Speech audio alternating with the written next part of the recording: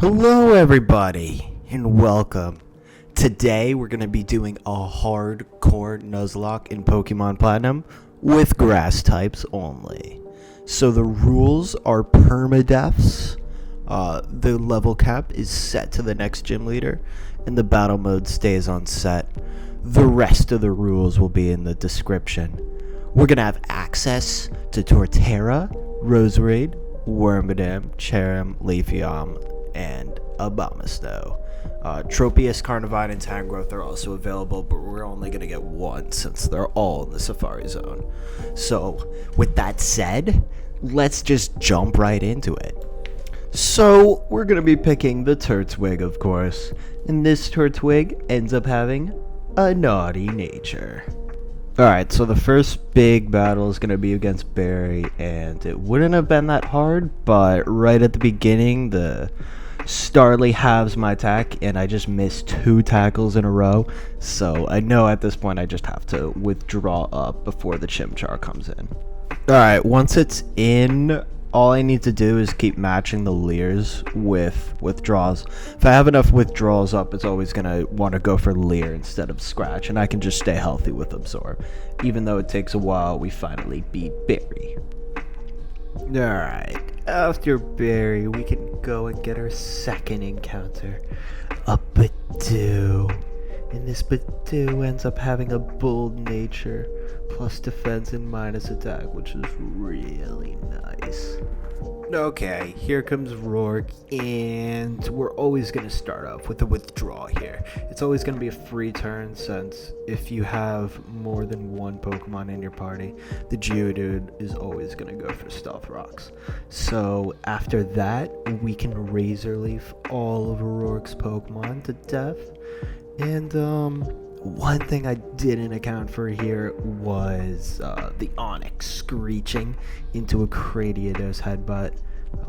I really opened myself up to that here, but it's alright because we didn't get hit and we got the first badge. Alright, after Rourke's done, we can make our way to Floroma, and I get 2 evolutions. I get my Grottle and my Roselia. I also catch a nice little Burmy off of the Honey Tree, and that means it's finally time for the Mars battle. And this one is just super simple. All I do is just growth up because the Zubat has nothing for Roselia, and from there I can just sweep the whole team. After the Mars fight, I can go get another encounter for one of my Honey Trees, a Cherubi, and then we can make our way to Eterna City and fight Gardenia.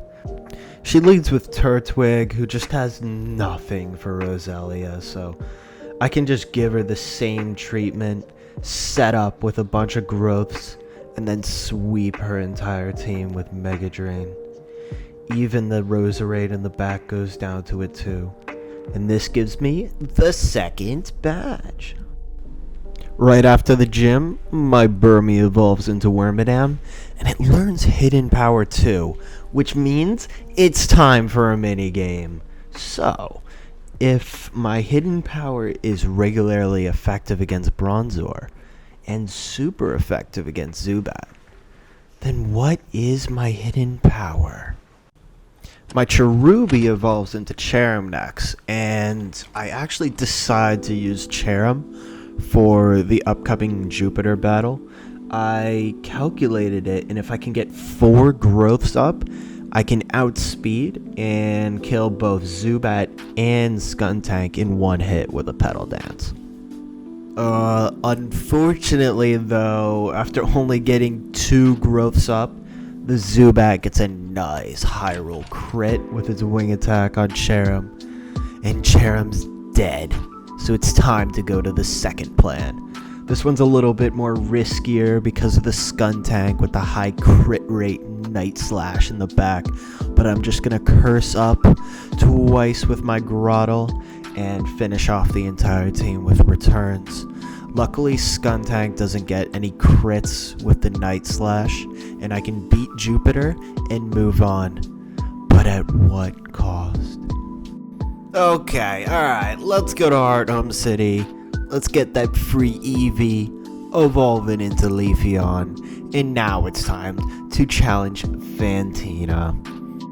Fantina just gets it from Roselia though. All I have to do is set up on the Duskull again, and I put up a substitute just in case the Haunter hits me with the Shadow Claw, because if it does take my health down at all, then I won't live a crit Psybeam from the Miss Magius, but I'm able to stay at full health when it comes out and get the third badge. Right after, we gotta fight Barry, and Barry is not messing around this time. He's pulling up with his Staravia with Wing Attack, Quick Attack, Endeavor, and Double Team, meaning there's not a single Pokemon that's going to be able to 1v1 this thing. Also, he's got Monferno in the back too, which is extremely scary. So, I edged everything to the level cap right before the fight, and hoped for the best. So here we go. I decide to start with Grotle because it is the best chance to kill this Staravia, and it does end up taking it out with 2 returns. I hit them all, even through the double teams. When the Monferno comes in though, I'm at 34 HP, and I cannot take a hit, so I go into Leafeon, but right away it burns me, and that's kind of a scary situation. So instead of deciding to attack here, I try to go long term, and I use a combination of Growl and Synthesis to minimize its attack as much as possible. Since Leafeon's really tanky, it can still take a crit Flame Wheel, and it does right at the end at my final Synthesis, so I can't get any more damage in with Leafeon.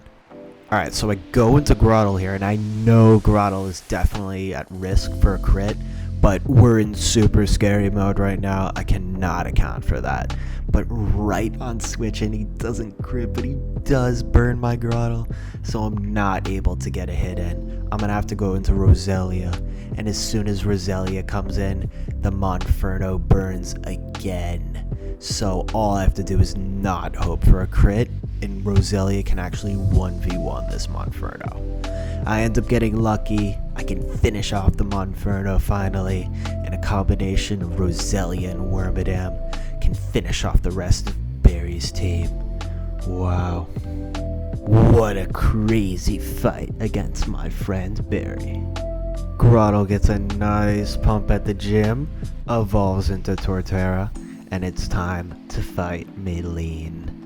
I can beat her whole team with a setup curse against the Meditite, and then at the end I only have to switch into Roselia because I'm in range of the crit, and Roselia can finish off the Machoke and get me my 4th gym badge.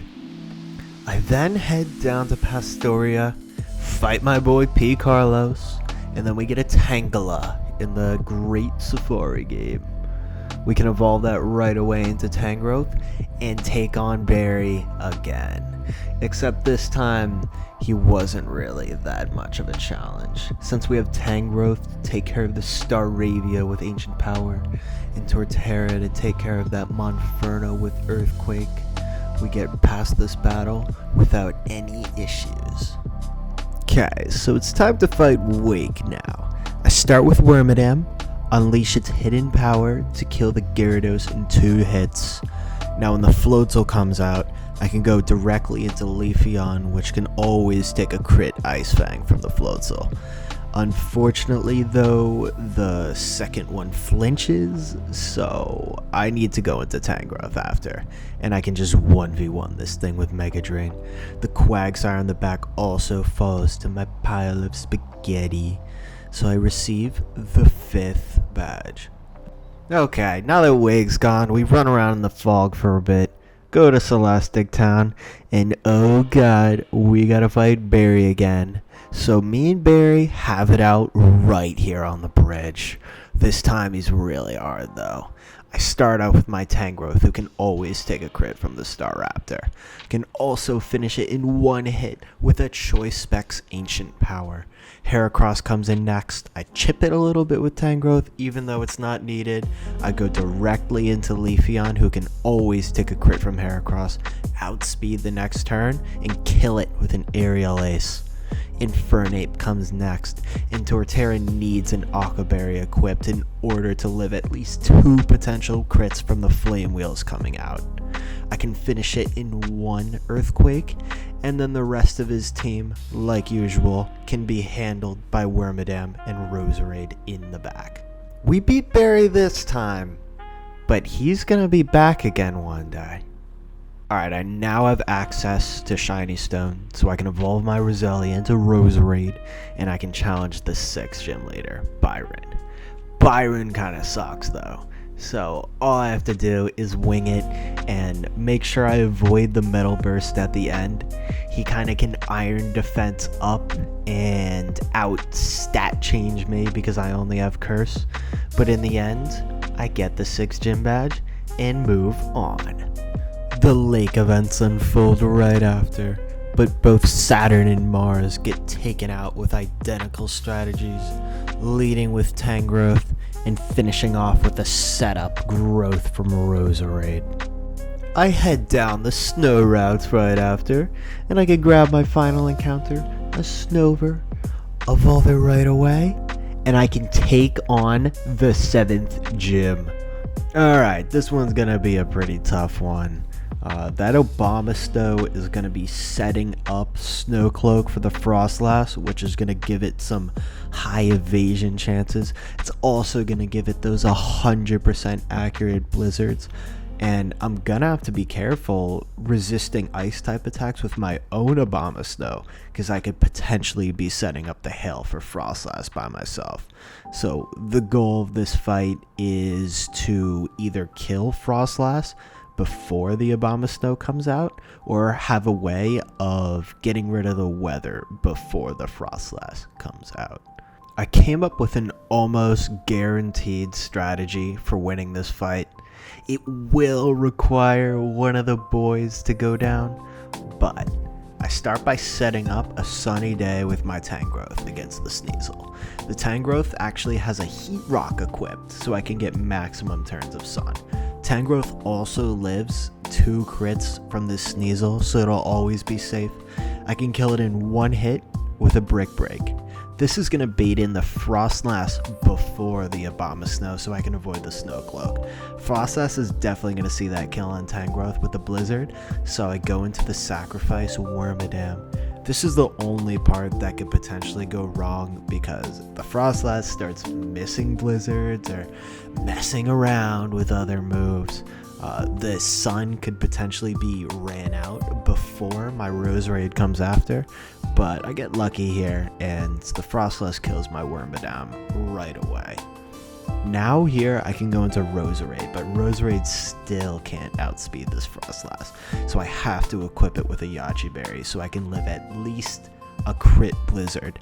I also can't get frozen after due to the sun being out.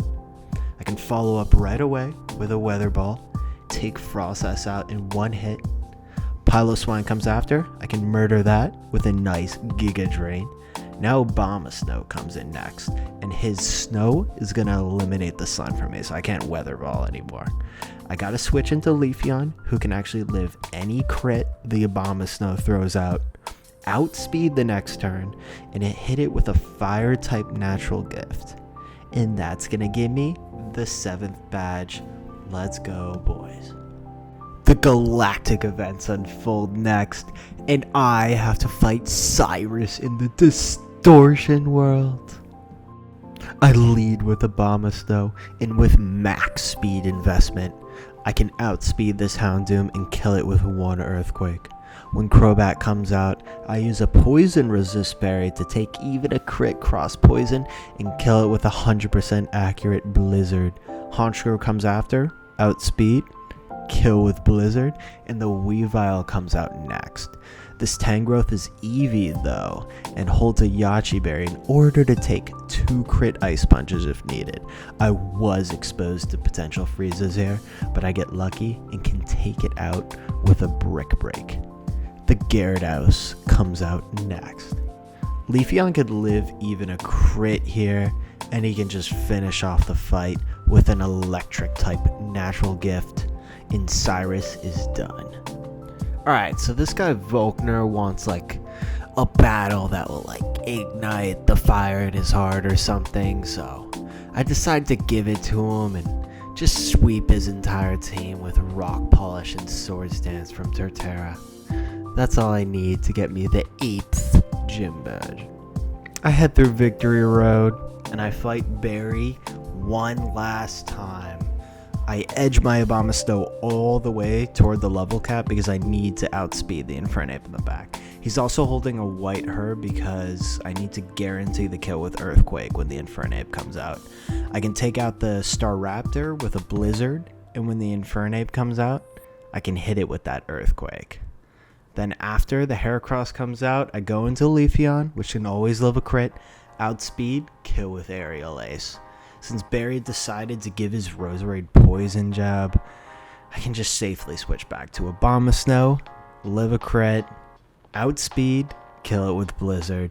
Floatzel also falls to a Wood Hammer, and my Tangrowth can 1v1 the Snorlax in the back, straight up, for the final victory against Barry. Now, it's time for the Elite Four preparations. First up is Aaron, and all I need to do is use Abomasnow here. I can kill the Yanmega with a single Blizzard, go for the Fire Natty Gift on Scizor. Then, when Heracross comes out, I can just switch directly into Leafeon with a Bug Resist Berry, which can always live a potential Mega Horn crit, which just misses anyway. Finish it off with an Aerial Ace, and then when Drapion comes out, I can just go into Torterra, who can live 2 crits thanks to a Yachi Berry. One more Earthquake gets me the dub against Aaron.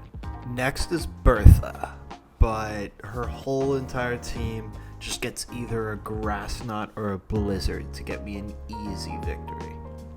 Okay, now here comes Flint, but all I need to do for Flint is to set up 1 Rock Polish, and Torterra is holding an Occa Berry, so we can take even a crit Flamethrower from Houndoom, and an Earthquake is enough to sweep his entire team. Well, okay, Lucian is next, and can be easily swept by either Leafeon or Torterra, but I don't particularly need either of them for the last fight, so I'm kind of just throwing them into the battle, setting them up and winging it. I am exposing myself to a few crits here, but I make it through with Leafeon and we defeat Lucian. It's on to Cynthia now. Now it's time to fight the champion of the Sinnoh region. We can either use Abomasnow or Torterra to sweep her entire team. The only thing that could ruin this if the Spiritomb starts critting or getting Omniboost with the Silver Wind, but it doesn't, and her entire team just falls to Abomasnow. And there we go. We are the Leaflock Grasslock champions of the Sinnoh region in Pokemon Platinum. Thanks everybody for watching. Like, subscribe, favorite, ring the bell, make a comment, leave a like, and don't forget to subscribe. I'll see you guys next time.